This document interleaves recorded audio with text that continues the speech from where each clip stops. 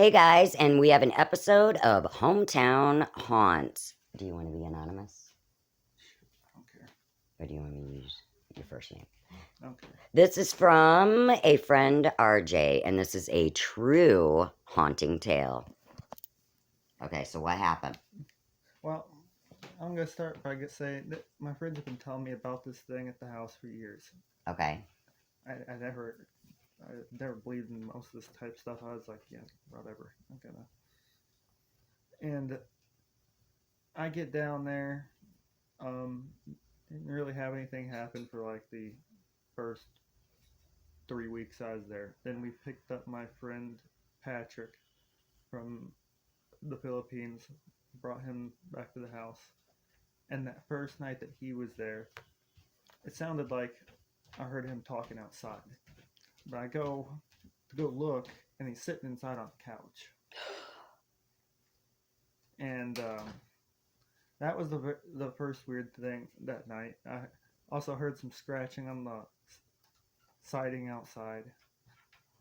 And then he said he did some sort of spell to, I don't know what he's into. Like a protection, maybe? Yeah, some kind of thing like that. He's into that stuff and said he knew what to do.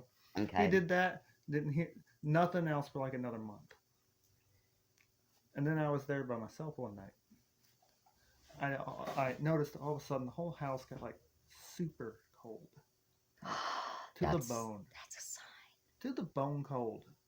And then I hear a cow moving outside my window. A cow? Yes, a cow. Were there any farm animals near? Yeah, there were, but there shouldn't have been a cow by my window. I open up, pull my curtain back aside, and I look out the window. Sure enough, cow out there. I was like, okay, that's awfully strange. And I just try to ignore it, put my headphones on. And I hear what sounds like footsteps on the patio. Outside on like this rotten out porch thing right next to my room, kind of. Were they like loud, like big, or little child, like light? It honestly sounds like a small animal, but it's just something I noticed. Freaky, yeah. That's not nearly the freakiest thing that's going to happen that night. Then I had... Buckle up, kids. I got up... Oh, I forgot to tell you this part, Mother, in the story. Whenever I had got up to go outside, because I was going to kind of take a peek and see what the hell was going on, but I didn't make it there. We had this island in the kitchen, because this house was so dirty and disgusting and nasty. It's a pile of books, probably 2.5 feet tall. Yeah. You guys had a poltergeist, I think. And that shit fell over for no apparent reason. I'm trying to remember exactly what all happened. It was a lot. There's some freaky scream outside too. High pitched scream.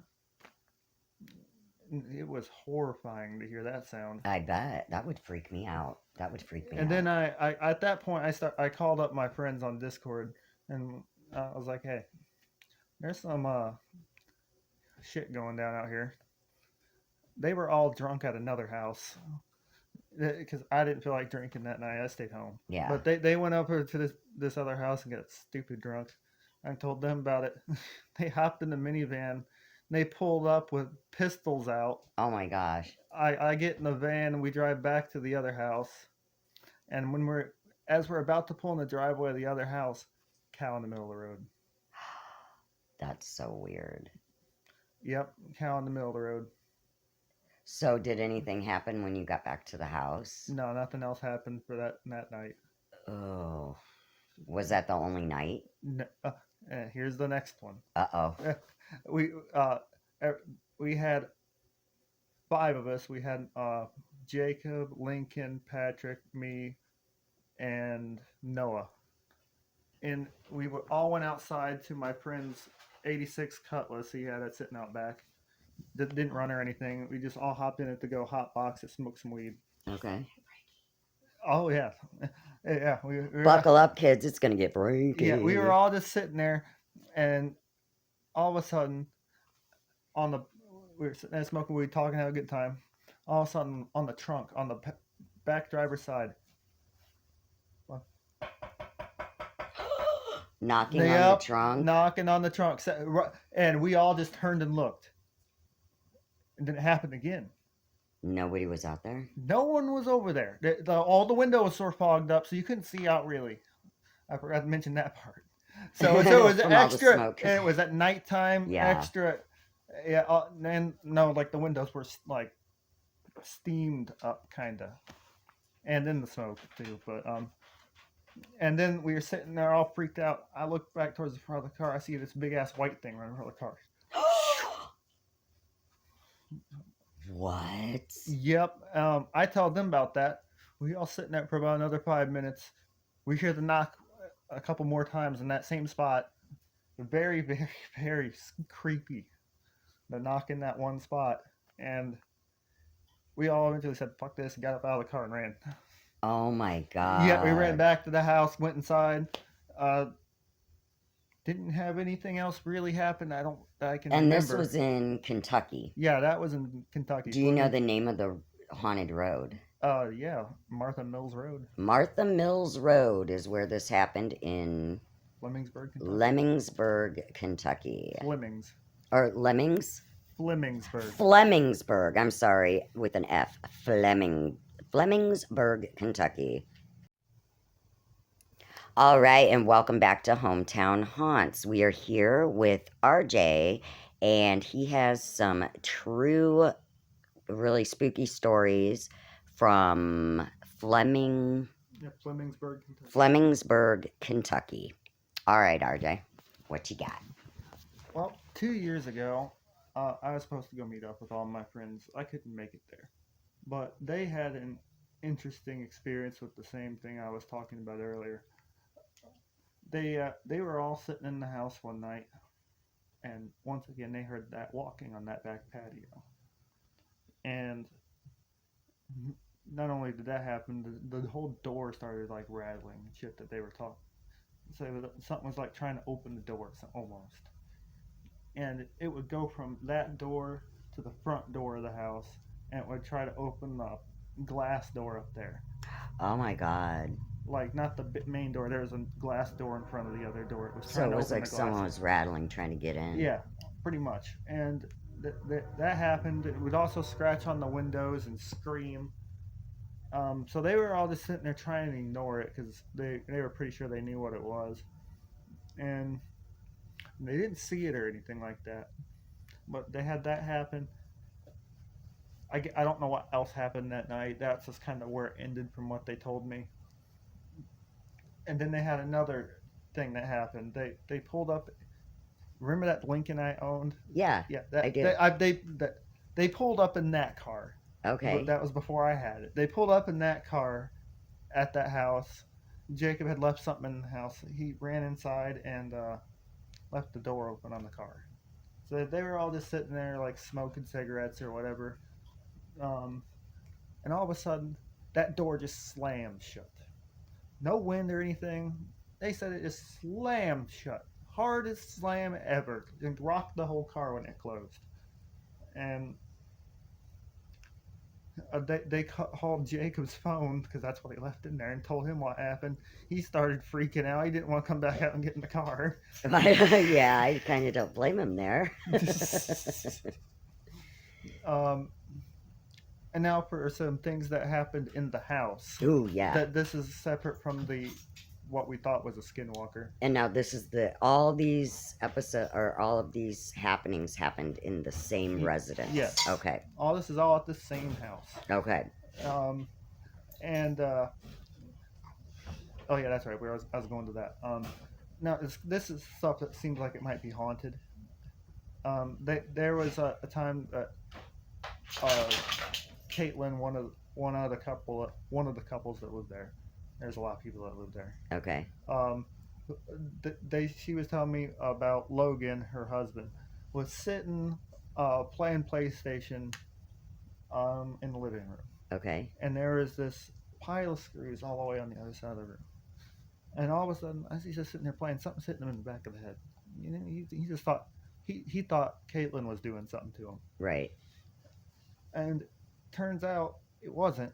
he looked down, and these screws are flying from across the room, hitting him in the back of the head. Oh. Oh my God. I'd have run out of that house. And yeah, he did. He ran into the other room where they all were screaming. Yeah. That would freak, because that's some malevolent spirit, or malevolent, yep. however you say it. And they also said that I even heard these quite a bit. I heard a lot of voices in that house. Ooh. Like very muffled, distant voices. Yeah. I wasn't sure if it was that or it may have been from a house a little bit farther down, because there were some houses like couldn't really see them that well, but maybe like But if they a were half a that far mile down, away. how would you hear those voices? You know what I Yeah, mean? I was just trying to You were play it just trying off. to rationalize it. Yeah, Yeah. pretty much. Yeah. But that's what I was just trying to do. I was like, they can't be. But that's how I made it sound to myself at the time. This. Yeah, it's got to be. You had to put some kind of logic to it. Yep. Yeah. So you didn't And freak out. Yeah. yeah, pretty much. And I heard heard that quite a bit actually. It's kind of disturbing how much I heard the voices. But they also told me about how when they would sleep in their bed, I was actually went into their bed. I actually was living in their bedroom after they moved out. Okay. I didn't have anything like this happen to me, but they said this happened in there. They said they were sleeping one night. All of a sudden, the bed went up in the air and flipped over and turned upside down on them. What? That Yep. sounds like possession, like some kind of demonic. Yep. And then there would be shit that get thrown across the house in the room right next to mine. Like shit would get knocked over and thrown, slammed in there. That's crazy. I wonder if anything happened on the property. I don't know. The house is like they turned it. It used to be farmland, and about 20 to 23 years ago, something like that, they put a double wide on it. So Oh. it's 2 or 3 acres of what used to be farmland down a 1 lane road, about 4 or 5 miles outside of town. Oh man. So, was there any other? I don't know about any other things that happened. Not that I can think of, but I know they had a whole lot more stories from things. Oh yeah, they see the white figure is a common thing. The thing that I seen running from the car. Yeah. They told me they'd seen that thing a lot. I can't really remember any details about the stories they said about that, but that I remember them talking about that quite a bit. That white figure was. And that's why I asked what the address was, because I want to look up online and see if maybe there's like some kind of legend of a white lady or something. Yeah, I don't know if it was a lady or what. Just It was a big, white figure. a big white figure. I don't know. It sounds to me like it was a malevolent spirit that was angry and wanted them to leave, because like if it's a poltergeist, they just do silly things like hide your keys and blah blah blah. They're not pelting screws at your head. You know what I mean? So yeah, I wonder. It just makes me wonder if there was something that terrible that happened on that land. Who knows? Or something. Anything really? I mean, middle of Kentucky, or Civil War shit. Who knows? Yeah, it could be anything, because that energy can stay there indefinitely. But, well, thank you very much for sharing all your stories. I appreciate it. And if you guys out there have any creepy encounters or any stories that you would like us to tell, comment below. Send them to legendslorehauntings.more@gmail.com.